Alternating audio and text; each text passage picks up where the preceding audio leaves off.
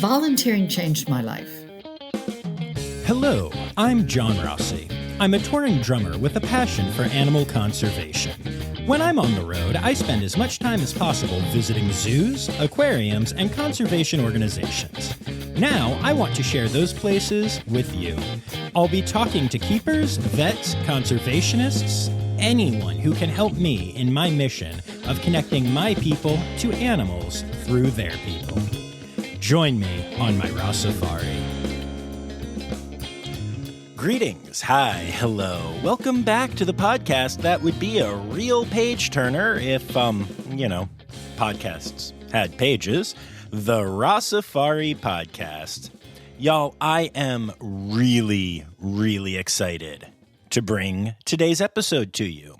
So, for the second time in 3 weeks, I am bringing you an interview with an author. And I know this isn't the normal fare for Ross Safari, but much like what happened 2 weeks ago with Queer Ducks, this is an author who deserves to be on this podcast. Oh, and also, she's kind of pretty famous. This is really exciting, y'all. So today, I am bringing you my interview with Mary Alice Monroe. Now, if you have ever heard of the Beach House book series or the Beach House movie starring Andie McDowell, well, Mary Alice Monroe is the person who created the Beach House and writes that series of books. And as you can imagine, she's a heck of a storyteller because that's, what she does for a living. But she doesn't just tell stories in her books. Mary Alice Monroe made a decision a while ago that she was going to use her fiction writing to inform people about animals and the land that she loves and the conservation that is necessary to save those animals and plants and all the things that she loves. And she does a lot of research before she writes her books. She's volunteered with a ton of incredible animals. She also sits on the board at the South Carolina Aquarium and of the Leatherback Trust, and is an island turtle team volunteer. This is an author, but this is an author who spends a lot of time doing cool animal stuff. And officially, we're here to talk about the release of her new book. It's called The Search for Treasure, and it is the second book in her Islanders series for kids like 8 and up. And it's a great book. It's really cool. There's some neat animal stuff in there. There's a diamondback terrapin named Pierre that I loved, a gator named Big Al. There's good stuff and good information. But we talk about so much more. Mary Alice Monroe has lived. And, if you don't know the Beach House, part of the whole plot and everything that happens in it has to do with sea turtle conservation. So this is a person who is near and dear to my heart. So I'm really excited to share this with you, and I realize I can't really tell you anything more in the intro because why should I tell her story when she is a master storyteller and can tell her own story? So I'll let her do that in the interview. But first, some quick reminders. You can support the podcast by hitting up patreon.com/Rossafari. You can get some merch and go and stream the pod at rossafari.com. And of course, make sure you're following along on social media at Rossafari on Instagram, Facebook, and Twitter, and at RossaFariPod on TikTok. All right, I guess that's really it. I really want to get to this interview. I'm really excited. Mary Alice Monroe, huge deal, awesome person, great storyteller, cool stuff. And yes, there is just say it. You guys know what it is. Poop story. Poop story. Poop story. Poop story. So, without further ado, sit back and check out my interview with Mary Alice Monroe, author, conservationist, and all-around cool human being. So, why don't we start off by you telling me who you are and what you do? Hi, everybody. I'm Mary Alice Monroe, and I am an author. I've been writing books for over 30 years, but for 20 years, it's hard to believe it's actually 20 years this year that I made a decision that I was going to write books that were set against an endangered species, whether it's an animal or a plant, something that was concerning us in conservation, so that I could bring it to the public in a way, not with nonfiction, but through the power of story. And I did that first with sea turtles because I've been working with sea turtles for 23 years. I wanted to create a story that brought my readers to my world, to the beach, and saw these animals and up close and personal. And that was called The Beach House. And I tossed it out. And it was my first New York Times bestseller. I think people responded to it. And ever since then, I've been doing the same for different species. And now I'm with kids. So that's what we're here today about, is to celebrate the second in a series, Search for Treasure, that I'm writing for kids, middle grade. Absolutely. And I'm so excited to talk about all of those things. But let's start off with this. Why did you switch to middle grade from, adult fiction?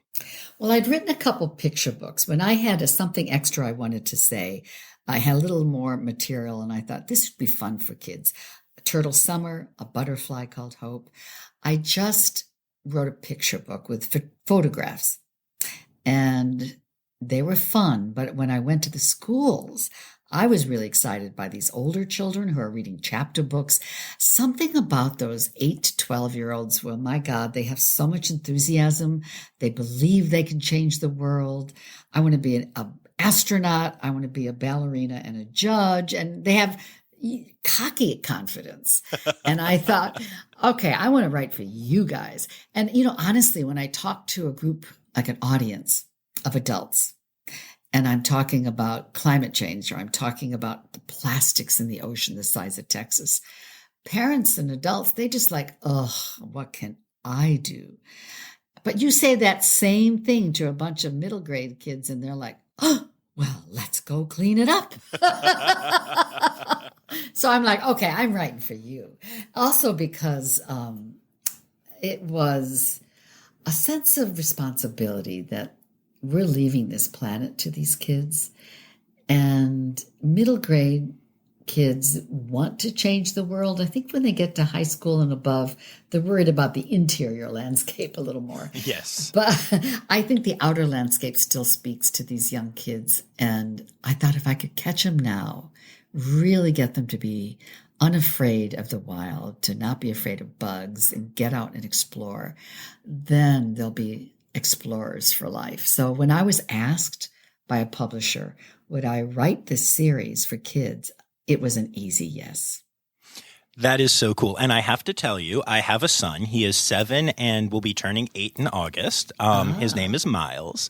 And he has become a voracious reader, something that I am very passionate about as well, and have instilled in him. And I cannot wait to share these books with him as I was reading through Search for Treasure. I was getting excited. Not just, I'll tell you what, I'm a little bit older than the target audience, but I was still really enjoying it.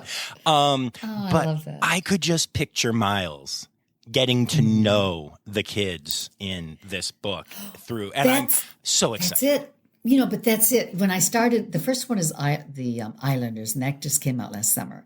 And when I started talking to the kids, it was such a joy to see, they don't lie.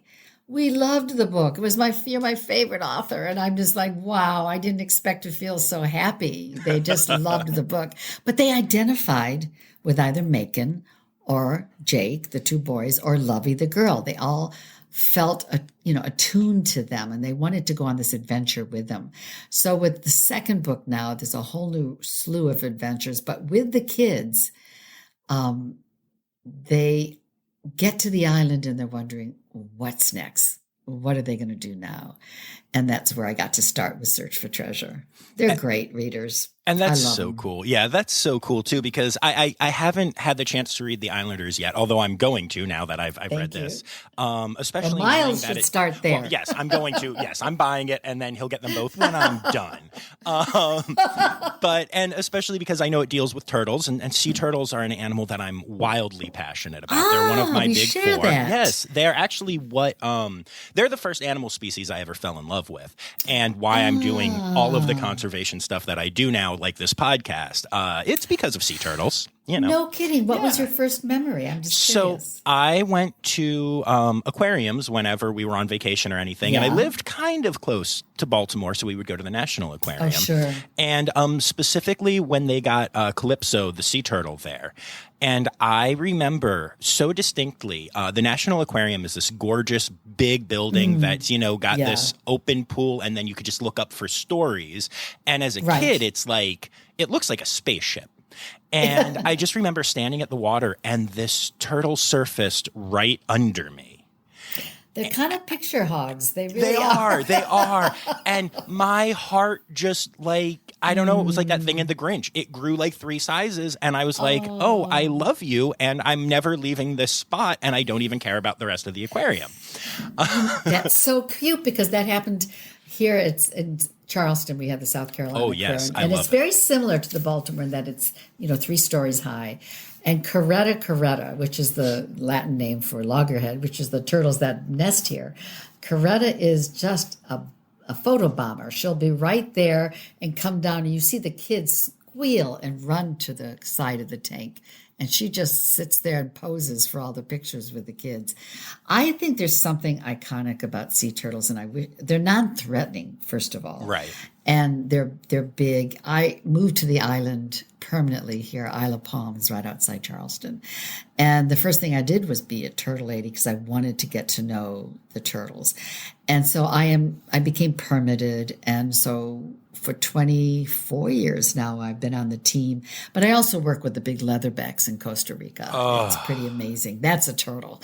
And I highly encourage you to go check out the leatherbacks. We have found here in South Carolina over the last 20 years that the education about sea turtles has grown exponentially. People now know more about them, but 20 years ago when I began, they did not know what lights out for sea turtles meant. They meaning tourists who would come to the island, come to Wild Dunes, to Charleston, and go to the beach. And I thought, what can I do to help both the sea turtles because of light disorientation in the shrimp boats, as well as answer the questions, the really sincere curiosity that parents and their kids had about these sea turtles, no matter where they were from. And I figured that's the power of fiction. I can use my stories as a force for good. So I sat down and I changed the way I wrote books. I didn't work from archetypal themes. Instead, I looked at the sea turtle and I thought, what can I do? What can I learn? How can I take this lesson and put it into a parallel for human stories? And I did. And that's what The Beach House was the first book in the series. I knew I'd written something different, and I tossed it out. And sure enough, it was my first Times hit, and it spawned the whole series as well as every book I've written since. And I'm thinking it's happening again. It was the right book at the right time. Sure. And I think, John, it's happening with this series for kids. I was asked to write it, and it was post-pandemic, where we're all feeling plugged in and wanting to get outdoors. And I knew that I wanted my grandchildren to have the same experience my kids had when I took them out to the wild. And I set the book on this remote island, Deweese Island, accessible only by boat. And I put these kids on there. It was like Lord of the Flies without the violence. They're stranded on this island for the summer. And I compelled them with no internet to go outdoors, despite the moans and groans at the beginning, to explore and to find out that, hey, it is fun and it is pretty cool to be out here and to lose their fear. When the book came out, it debuted at number 2 on the New York Times list. And That's more than I think just storytelling. I think it's really the right book at the right time. That people, meaning moms and dads, the gatekeepers, they're looking for stories that can get their kids unplugged. And that's the goal of the series, is to get these kids inspired to get outside, have fun with your parents and your grandparents. Get out there and don't be afraid. All right, we'll be back after this quick break. Hi, this is Kathy Hill from the Indian River Lagoon National Estuary Program. We're all about restoration projects in progress this season on One Lagoon, One Voice. Learn about the great strides the lagoon community is taking to restore and protect the Indian River Lagoon.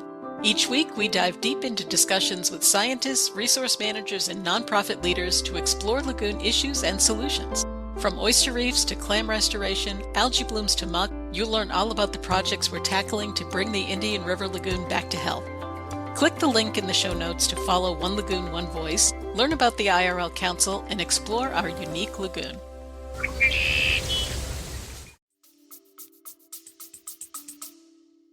Absolutely. And I love that for a lot of reasons, including because as a parent, I constantly worry a little bit when I see fear in my son that, like, what can I do to fix this? What can I do? I don't want, I don't want Miles to be afraid of the world, but I also want him to be aware of the dangers out there. And I think it's good to strike that balance and show that you can be afraid of the things that are actively something to be afraid of, but not most things, which is what most kids fear, One of the things that's fun about being a novelist is that you can take that concept, what you're talking about. How can I help my child not be afraid? And in story form, you model it, you show how you can do it. So that's why I'm hoping people read it, adults too, and get ideas. But Honey is the grandmother in book 1, The Islanders, okay? Yes. And she's a little depressed. So there's a lot of her own healing going on with her grandson. But her position is, you don't use the internet. It's no good. She took too strong a stance, but that was who she was. And I wanted to show that one idea is you give your kids a journal. It doesn't have to be fancy. It could be a notebook, a composition notebook that you buy at the grocery store, or it can be a couple of pieces of paper stapled together. She told them their assignment was to go out, and when they saw something they didn't know what it was, to draw it and the environment around it. Then when he brought it home, Jake brought it back to her. She didn't have internet, so there was no Google at the time, which the kids today are like, what? How can you live without Google? So they used Encyclopedia Britannica, and she used Peterson's guides. She had what's called a library. And she went and she actually helped him identify and use the tools of what do you look for to identify. So as Jake learned the names of snakes and bugs and birds and critters, you learn to respect the wild. There are things out there that you should be careful about, and there are things you should not be afraid about. And knowing the names makes the wild your backyard, and you lose that fear that inhibits you from going out. So show Miles, give him a little journal, and let him draw. Take him outside and tell him in increments. Close your eyes and what do you hear? What do you smell? And in that quiet, he'll tell you what he's feeling and seeing and hearing. Write it down and help him to identify. And do it in increments. It doesn't have to be all at once. What are your favorite parks? Take him for 15 minutes or a half hour. And let him play and get muddy and dirty. And if he wants to build a fort from what he finds, or if he wants to find fairies in the hollows of trees, I did that. It's all using your imagination. And then what's fun is you're experiencing it with him. That's the joy. Yeah, I love that. And in the second book, it's not just a kid that has to journal, but a parent as well. Well, the father in the book 1, he's lost his leg in the war. And that's why Jake is sent to his grandmother's to spend the summer, because the mother's with the father getting well. So in book 2, they're all back on the island. And Honey, the grandmother's feeling better. She's taking charge. She's learning to use the computer a little bit. I'm trying to show that, yes, it's part of our lives and it's all about balance. So anyway, Dad is not doing well. He's got a prosthesis, and he's trying to discover who he is as a father, as a man, and he's got a short fuse. He's got a little PTSD going on.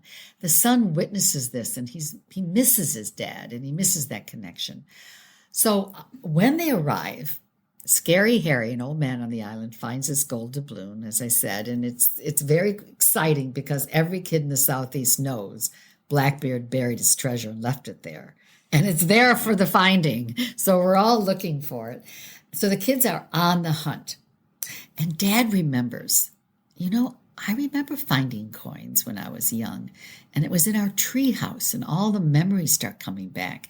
So the father goes out with his son and his best friend Red and the other kids and Grandma. They have an expedition to find the tree house where the coins are. So in the search, in the getting out together, there's frustration, there's some arguments, but also a lot of bonding, rediscovery. The father eventually discovers, of course, that the treasure isn't just the coins. He discovered his dreams of when he was young, what is possible for him. The son saw his dad again in a new light, and they all realized that, of course, the real treasure is each other, their relationships. It's like the Wizard of Oz. You had it with you all the time. Yes. And so I guess, something that I'm curious about is, I don't even know how to phrase this, but does it take a certain amount of bravery or nerves for you as an author in this time of everything being divisive and everything being censored and all of this stuff that's going on right now, where people worry about, content more than ever, too much, in my case, in my opinion. But is it hard or scary to write about adult depression and how kids can react to that and a prosthesis and all this stuff? Like, there are some real adult themes that I think you address very well in the book, but, Thank you. What are your feelings about that? And is it hard to do that? Well, I have to say, as a grandparent, I think I'm really sensitive. You get a little wisdom in age. There's some benefit to getting old. And, and I'm seeing I wrote this for my grandkids, and I know the world they're living in. I wanted to hit diversity, but that's why I have the Army child who's moved around a lot, the African-American child, the young girl. I put them on this island because when you take away all those things that separate us, sex, or gender, I should say, economics, all those issues, and you just put them on a level playing field, you get to know who you are as kids, as people. So that was number one. But number two, your children in middle grade know the world. They are aware of what's going on. If you have a TV in your home, there are very few surprises that these kids don't know about. We should read books with our kids. We should share that storytelling, because if you want to, you meaning the parents or grandparents, if you want to share your values and your ideas and thoughts with the kids, talk about the books, because that's a platform that you can use to share. You can't hide reality from your kids, but what I like to do, at least for myself in the middle grade, is it's how I tell the story. We don't say the word depression ever.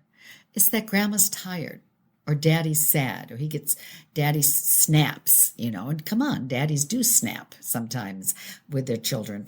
And the father, it's how they end up at the end, the talking, the sharing, the love, the trust.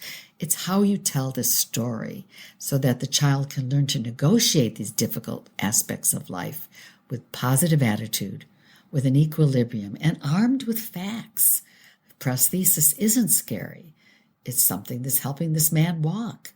There's a lot of facts about life that are difficult, but are part of our life. And the more we can talk to our children about them, imparting our own values, the stronger they're going to be when they face that in their realities. All right, we'll be back after this quick break. What if I told you scientists discovered 100 new species in the deep ocean? Why did crocodiles survive extinction? Megalodon. How did it go extinct? Hey, it's me, Forrest Galante, wildlife biologist. You might know me from Joe Rogan's podcast or my various TV shows like Extinct or Alive and Shark Week. Join me and my friends as we dive into the wild world of animal anomalies and everything wildlife. Don't miss out. Click here to uncover these mind-blowing animal mysteries. Ah, that's really beautiful. I love that. I'm a big fan of, sharing and truth and honesty and all that good stuff. And that's really cool. And I'm grateful that someone with, as big of a name as you have is out there doing that now. And for kids, that's really cool. Well, I love these kids and I want the best for them. And I have been known to speak to a bunch of children, hundreds of them in an auditorium. And I apologize in a sense, for the world, that the planet, the trouble we're in. I mean, not that I did it myself, but for, I'm one of the older generation, and I'm saying, I realize that we're handing you issues and problems. I'm writing these books as love letters. This is my inspiration for you, to light one candle, to encourage you that we can get through this. And I trust you that you're going to be creative, you're going to care, you're going to make a difference. So I want to give them that confidence and my faith that the future's theirs. That is truly wonderful. Now, you've mentioned, of course, Beach House multiple times. That launched a whole series for you, but it also became a movie. It did. I think, the people that I've spoken to, I don't normally tell a lot of people about the interviews I'm doing just because you never know if they'll happen. Things happen. But I've told a few people we're doing this and everyone knew the movie, whether they knew the books or not, which says a lot about, our culture right now. It's the power of television series. But can you tell me a little bit about what that was like and how it felt having this book that, like you said, you wrote it and just kind of like, it was a total change for you. And then suddenly it's a movie? I know. It was. I don't underestimate how much fun it was. First of all, Andie McDowell starred in it. Which is amazing. Amazing. She discovered the book and fell in love with it. And she called me. And it was one of those things where I'm terrible. I'm just like, honey, I'm bad at texting. My friends are always saying you never answer. And so Andie McDowell was one of the people who said, Mary Alice, I called you and wrote you 3 times and you didn't answer. And and I'm like, oh, Andie, hi. And here's the funny thing is, and I told her this too, when I wrote the book 20 years ago, I envisioned Andie McDowell in my mind as the character. Sometimes I use movie stars to sort of have a vision of who I want the character to look like. And I watch their movies to make them uniquely that person. And Andie was the person. And I was on an airplane. And I remember I was flying from Atlanta to Charleston on a puddle jumper. There was Andie McDowell, and my heart went pitter-patter because I'm such a fan. But I didn't say hello. I didn't want to be that person. It was 11 o'clock at night. So we land, and we're waiting for our luggage like you sometimes do on the little small planes. And she stood next to me. And I thought, okay, this is my moment. So I said, hello, I'm Mary Alice Monroe, and I just want you to know how grateful I am that I used you as an inspiration for a character. And she could have just rolled her eyes and said, thank you very much. No, she went with big eyes. Really? I think that's fascinating. What was the name of that book? And I said, it's called The Beach House. And she took out a piece of paper and wrote it down. She said, I'm going to read that book. Well, we got our luggage. I walk out. And as I walk out of the old Charleston airport, there's the bookstore. And in the bookstore, the big plate glass window, everyone had to walk by it, was the poster of my newest book and all the Beach House books. So Andie later told me that she walked by that window and serendipity had it, where she looked at the title, looked at the piece of paper in her hand, went in and bought the book. That's amazing. So you never know. And she and I are friends to this day. We still want to work on projects together. And she's just so charming. But that book spoke to her about the South, about living along the ocean, she really loved the family dynamics. And I'm proud of that because I write family stories. And in this series too, it's the relationship between Honey and the grandson and the kids and the father and the son. I write about the relationships, the families. And then on the side, you finish the book and you think, in Search for Treasure, I learned a lot about alligators. Surprise! Yes. Yeah. Big Al's awesome. Big Al's awesome. He's the baddest, biggest alligator on Dewey's. Yes. And he's real. He's real. Oh, really? You don't mess with Big Al. Yeah. In fact, the number one question children always answer after they read Islanders is Big Al real? Oh, yes. And I teach them about other animals and bioluminescence and all sorts of cool things that we call magic. It's just so much fun. In one line, Honey says, when the little girl says, about bioluminescence, it's magic. And Honey says, who needs magic? We have nature. I love it. I love it so much. And, speaking of that, the whole idea of educating through cool experiences, Yes. that's one thing that I love about zoos and aquariums. And you mentioned Absolutely. that you have the South Carolina Aquarium there. And, I've not had them on the podcast yet, but we tried. They were super supportive, super interested.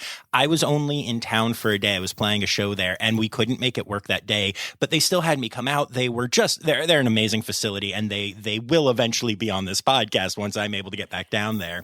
But They're great. You're on their board, correct? I'm on their board, and I'll tell you what, tonight is the launch of our party, a launch of this book at a party at the aquarium. Oh my goodness. We are going there tonight, and that's awesome. we're having so much fun. I was always there, and I was there during the founding of the Sea Turtle Hospital, and I've been on the board. But here's the thing about the aquarium, all aquariums, it does in real life what I try and do in books. It brings the wild up close and personal.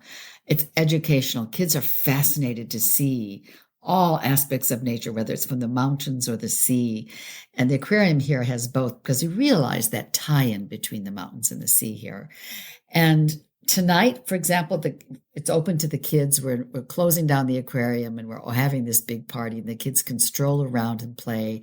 We have pirate names. We have scavenger hunts. And of course, we're going to have all the exhibits open for the kids. I want kids to go to the aquariums and zoos.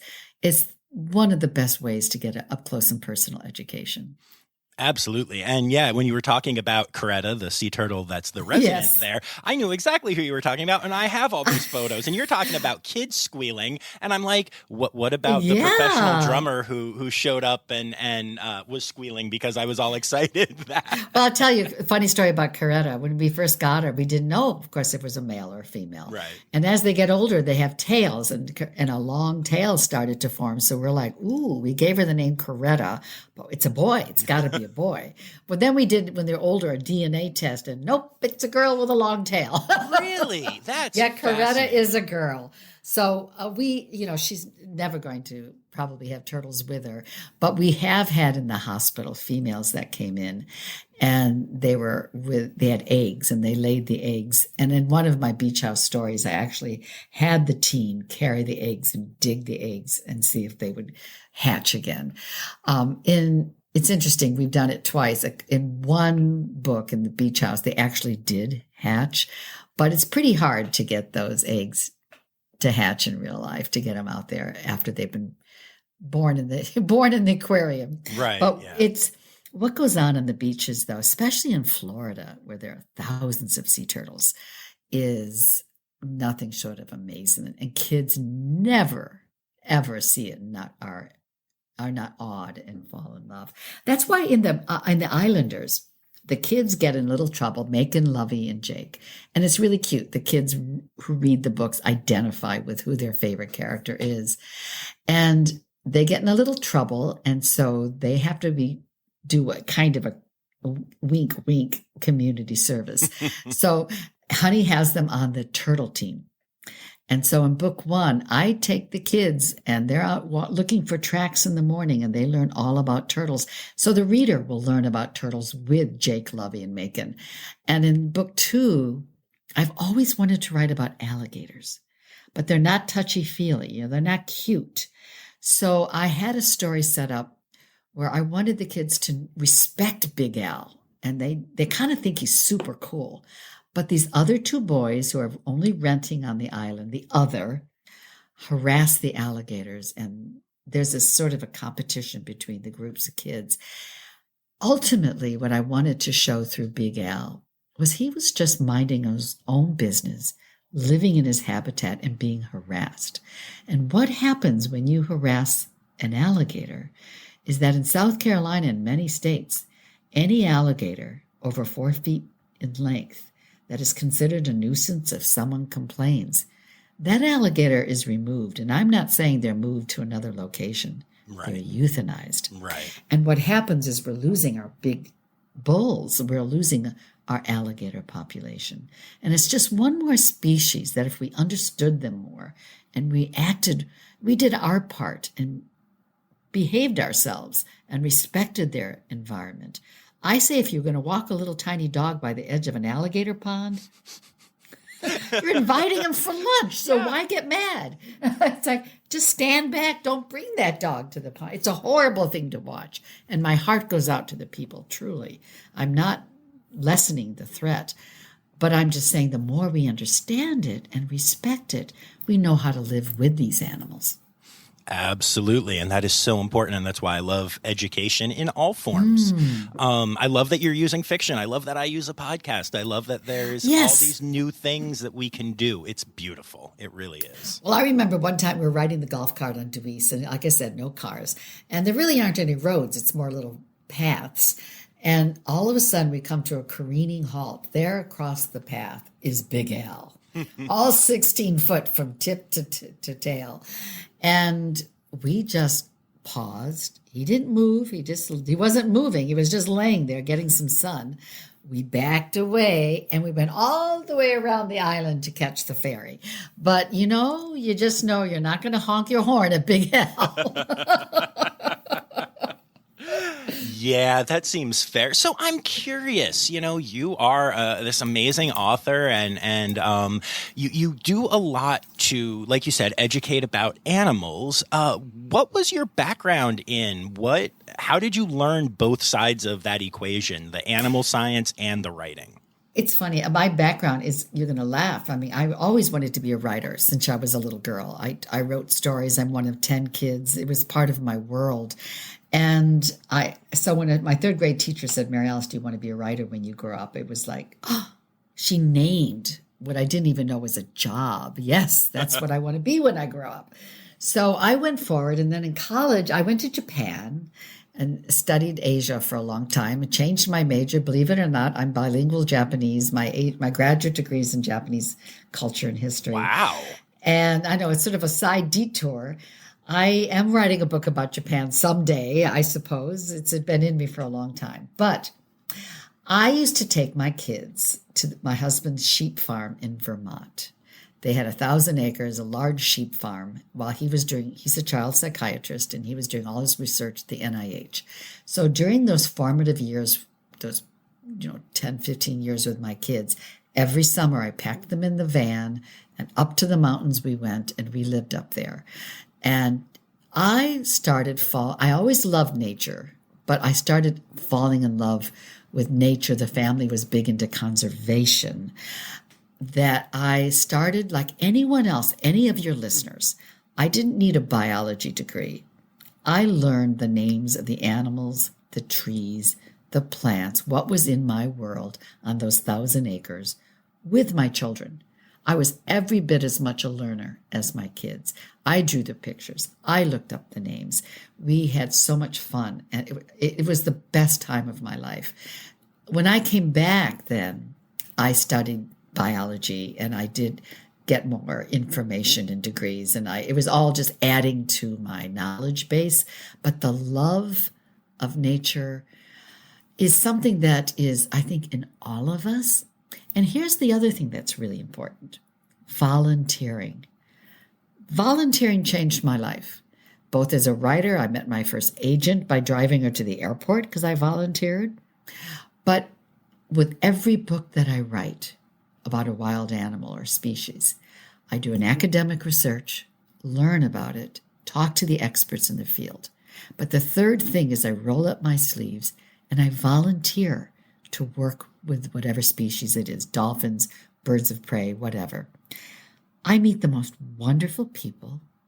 I learn more about the animals, working with them every day, learning about them, picking up their debris, so to speak. I can't tell you how much volunteering has enriched my life, and I learn more from those experiences than from any book. And I highly encourage listeners, find out what you love and get out there and volunteer. Well, I love that very much. That's a wonderful message. And you're right. It's not, you don't do it to have the cool animal experiences, but it doesn't hurt when you get to have those cool animal experiences. Yeah, exactly. If you love any species, whether it's a bird or a bird, wildlife, I talked to someone yesterday, as a matter of fact, who rescues possums. Nice. I went, really? What are they like? I don't know anything about possums, so tell me. She is passionate about them. That's very cool.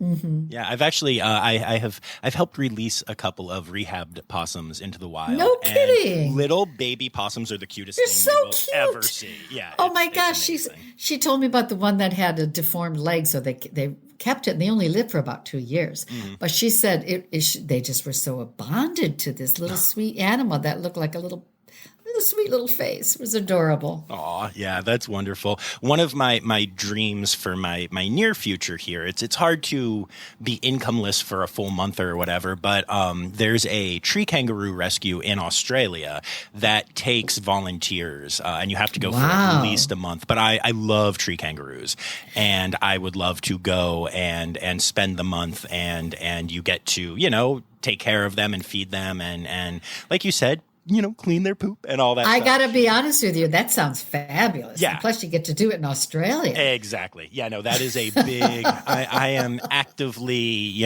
plotting to make that happen, because that is just something. And it's, I want to go to help the tree kangaroos. Like, my intentions are pure, but also I will get to hang out with tree kangaroos. And be in Australia. Well, I love whales. And when COVID hit, I was just beginning my research on whales. And the older I get, though, I love them, and you have to, I don't know what the story is. I figured if I just worked with them, and volunteering is going to be tough because there aren't a lot of volunteer groups, but I was offered the chance, come out, Mary Alice, because people know who I am now. And you come out with us and we cut the netting away from the body of the whales. And that's pretty dangerous territory.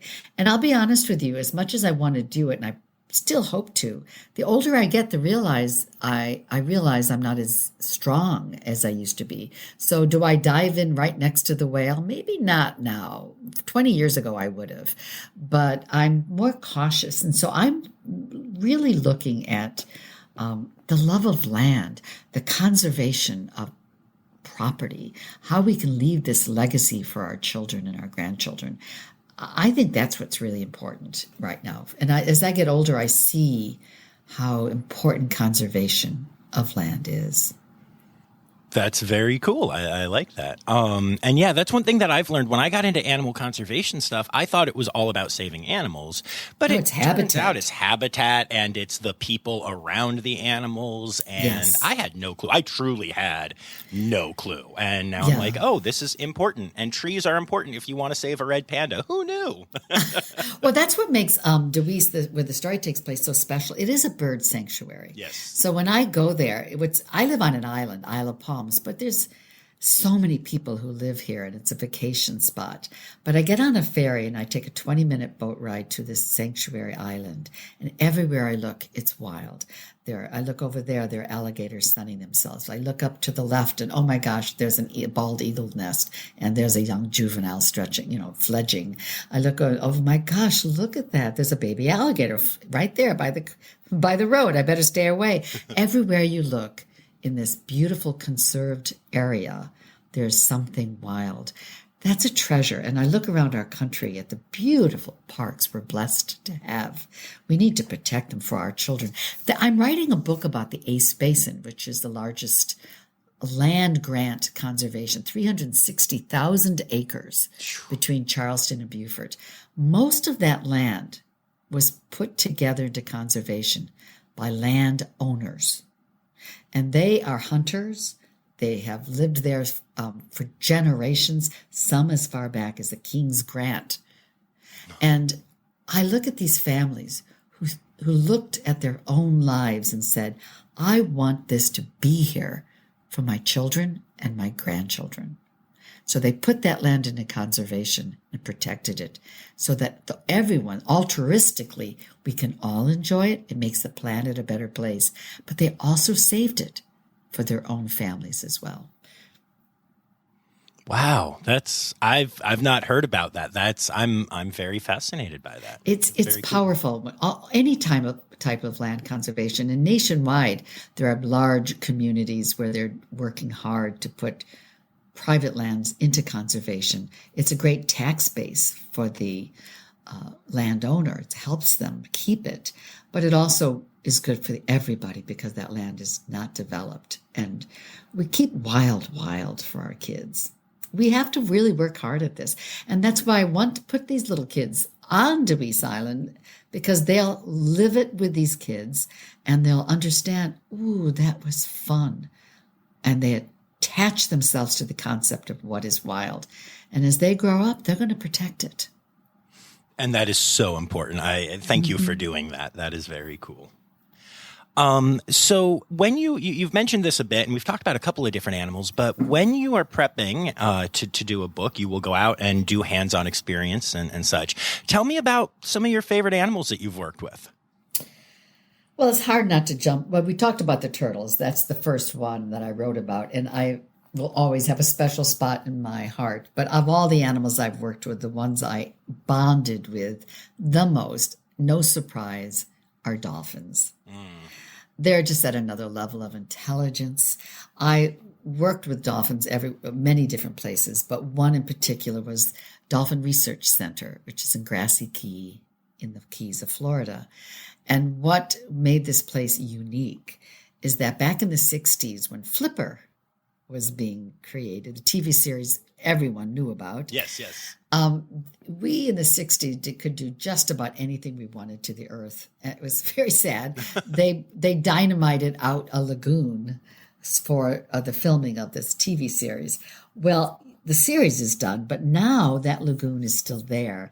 And the Dolphin Research Center is able to have these dolphins either breed within the family themselves or rescue dolphins in this natural setting without cement. You know, dolphins, you put any dolphin or any mammal in the cement ponds, I call them, and you are limiting their ability to communicate with one another through sonic sounds, and they get depressed. So I encourage letting dolphins go. I hate capturing dolphins. I'm against capturing dolphins in the wild and putting them into captivity. It's just so painful. They know that they're in like a prison. However, if they're born in a natural environment and they're with their family, the dolphin community is very strong and supportive of one another, and they're happy. So the Dolphin Research Center in particular, I learned to work with the dolphins, to train them, to feed them. And the level of intelligence is so profound.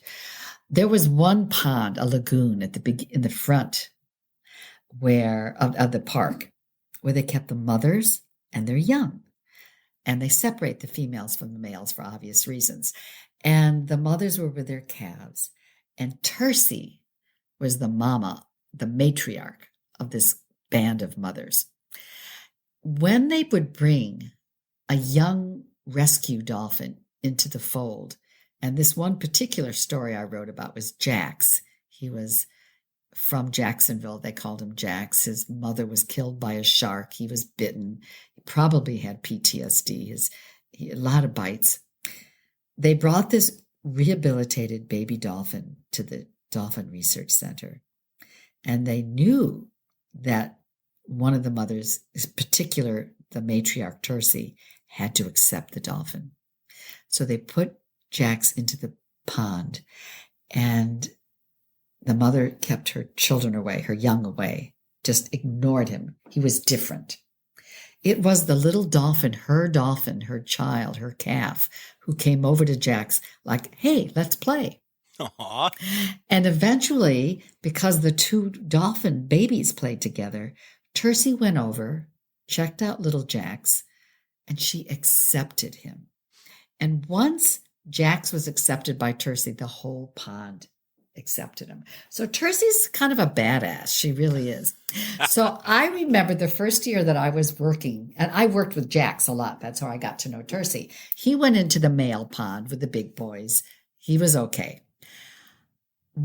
After the first year, they said, Mary Alice, we're going to put you in the pond on a yellow float, and you are going to be the enrichment toy for all the kid dolphins. So they put me in this, it was so great. They put me in this little raft and put me out in the pond, the lagoon. And all the kids, like the mothers were exhausted. They had a day dealing with adults, all the humans that came to the park. They're like hanging out like any mother would at the end of a day. And the kids are, wee, this is fun. And they were like bumping my raft and jumping over me and lots of noise and having so much fun. All of a sudden, Tercy comes barreling in, and she gives me, and I can only tell you it was the stink eye. And she, like, what's going on in my pond? And she chased all the baby kids away. She chased them away from me. Then she comes barreling back, and she looked at me, and I knew I was in trouble. She didn't like what was going on, and she pushed with her rostrum. She pushed my raft to the farthest point of the lagoon and left me there.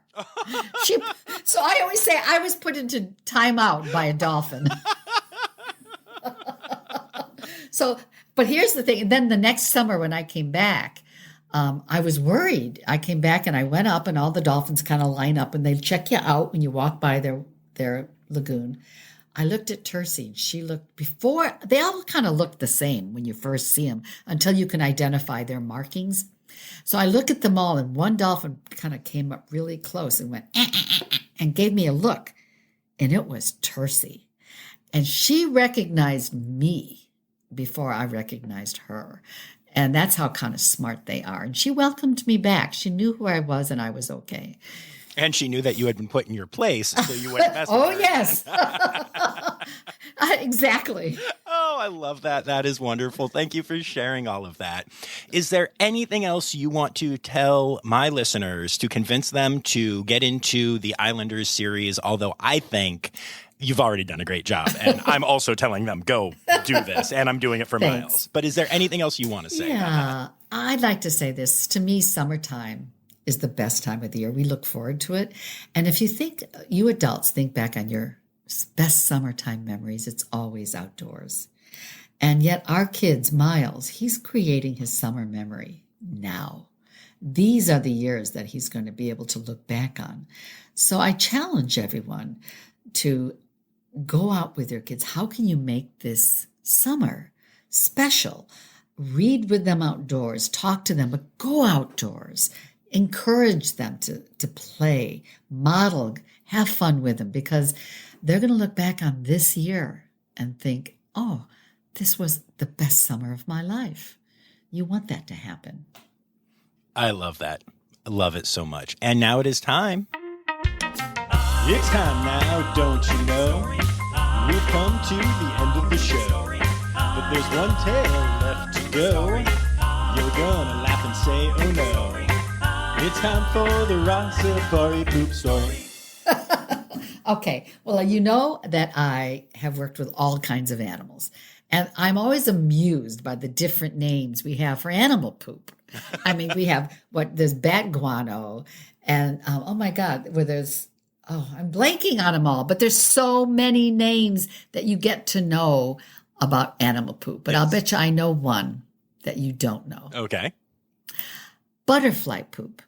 Do you know what that's called? I have no idea. Okay. Well, I raised, for the butterfly's daughter, I went to Mexico, and I went to the mountains of inner Mexico where all the sanctuaries were, and there are millions of monarch butterflies. In fact, so many, when the sun popped out, I heard a wind, and it wasn't wind at all. It was the rustling of their wings. It was magical. So I came home, and the migration of monarch butterflies is a miracle unto itself. And I raised monarch butterflies. And I didn't realize that you start from a little tiny pearlescent egg found on a milkweed, which is the only plant that butterflies, monarchs, will lay their eggs on. And so you bring it in, and once that hatches to a caterpillar, caterpillars are eating machines. You have to feed them all the milkweed they can eat for several weeks. All they do is eat and poop. It's the only two things they do. You get poop cleaning every day. Butterfly poop is called Frass, Frass. So I always tell people, if you're mad, you can say, "Oh, Frass." And no one will probably know what you just said. Oh, that was wonderful. Thank you so much for all of this. I could talk to you all day. You have the best Thank stories. you. It's almost like you're an Thank you. author or something. Almost. I hope you have a fun summer. Oh, I'm planning on it. Absolutely. And same to you. Go out and learn Thank some new you. stuff yourself. Well, all my grandkids come to the island house. They're all here right now, so it's wild. It's chaos, and I love it. That's wonderful. All right. Well, thank you so much. Take care. Thank you. Bye. Bye.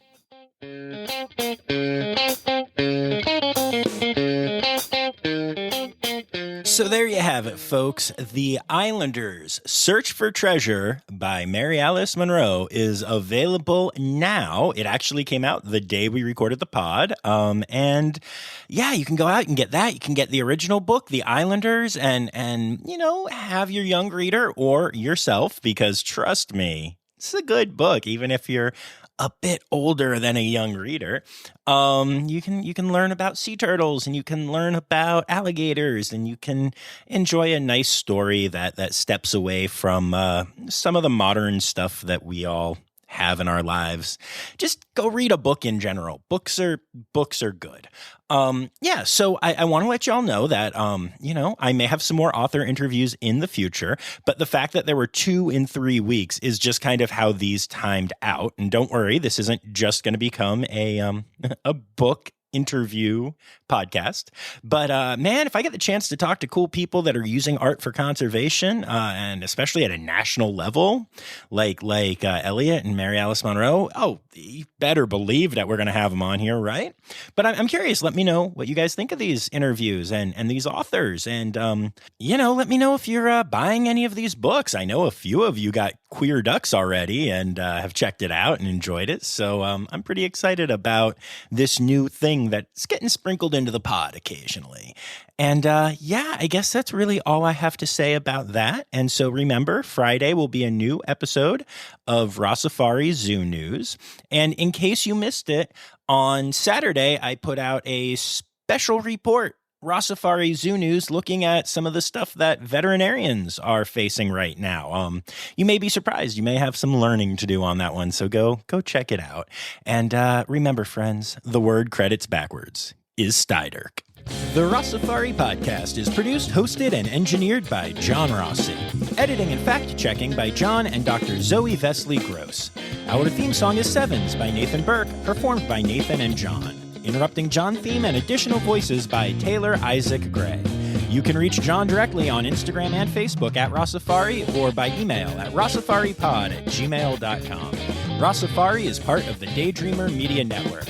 Now, stop listening to me and go visit a zoo.